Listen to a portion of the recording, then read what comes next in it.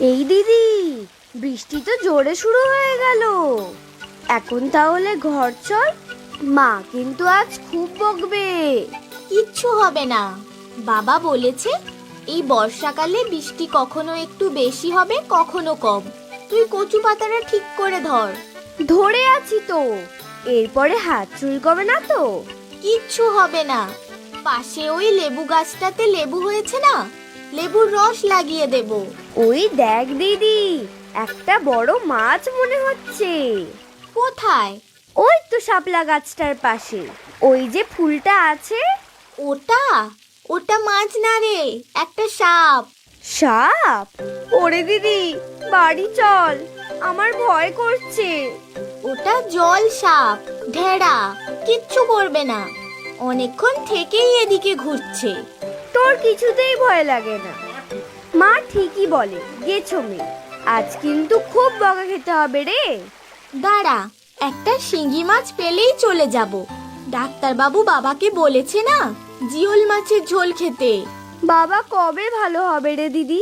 কি জানি, মাকে জিজ্ঞেস করলে তো শুধু কাঁদে।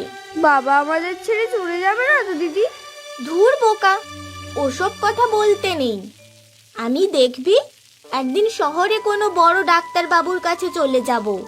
হ্যাঁ, মা তো বলছিল সেদিন, গ্রামের এই ডাক্তারবাবু নাকি সত্যিকারের ডাক্তারবাবু নন, এমনি ওষুধ দেয়। মা তো বাবাকে বলেছে সে কথা, কিন্তু বাবা রাজি হয়নি। আমরা গরিব তো, তাই বাবা বলেছে বড় ডাক্তার দেখানোর পয়সা নেই। আমরা এত গরিব কেন রে দিদি? সে আমি কি জানি, ছোটবেলা থেকেই শুনছি যে আমরা খুব গরিব, কিন্তু তাতে আমার কোনো দুঃখ ছিল না। যা খেতাম, যা পড়তাম, সবই আমার খুব ভালো লাগতো। হ্যাঁ রে দিদি, আমরা তো মজাতেই ছিলাম বল।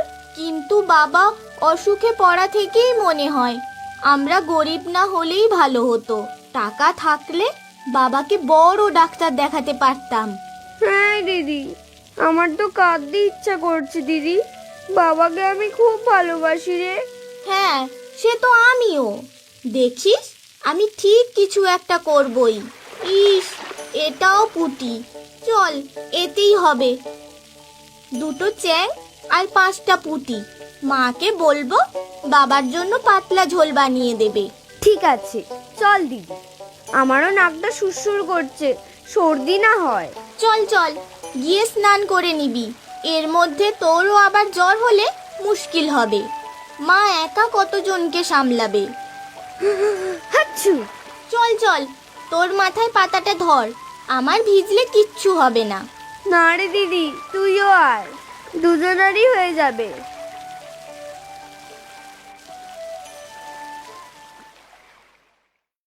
কি গো, আজকে ভালো লাগছে একটু? আর ভালো ভালো আর আমি হব না, বুঝলে মাধবী, ভালো আর হব না। মাঝখান থেকে আমার জন্য খরচ করতে গিয়ে সংসারটাই ভেসে যাবে গো। আবার তুমি এসব কথা বলছো? আমার কিন্তু আর ভালো লাগে না, যেদিকে দু চোখ যায় চলে যাব। সেটা হলেই বুঝি ভালো হতো গো, কিন্তু জানি এই সংসার ছেড়ে তুমি কোথাও যেতে পারবে না, মরেও যেতে পারবে না। মেয়ে দুটি যে তোমার প্রাণ। আর তোমার প্রাণ নয়?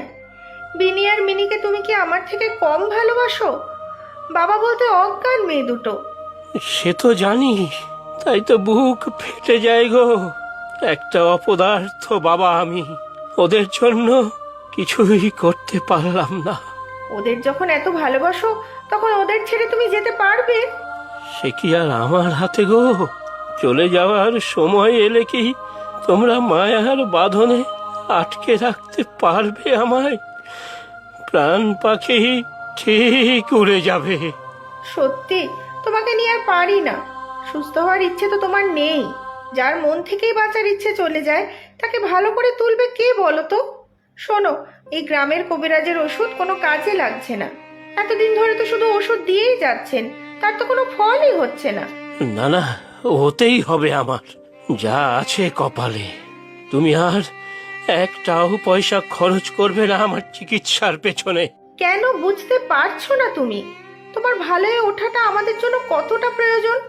মা, ও মা, কিরে, কোথায় ঘুরে বেড়াচ্ছিস এই বৃষ্টির মধ্যে? তোরা কি আমাকে একটু শান্তিতে থাকতে দিবি না? বাবার জন্য মাছ এনেছি মা। আবার ওই ডোবাটার পাশে গিয়েছিলি মা? কি দরকার মাছের? আমার তো কিছুই খেতে ভালো লাগে না। চা বারান্দায় রাখ, আমি কেটে দিচ্ছি। আমি কেটে দিই মা। কাটবি? হাত কাটিস না যেন। বোন কোথায়? মিনি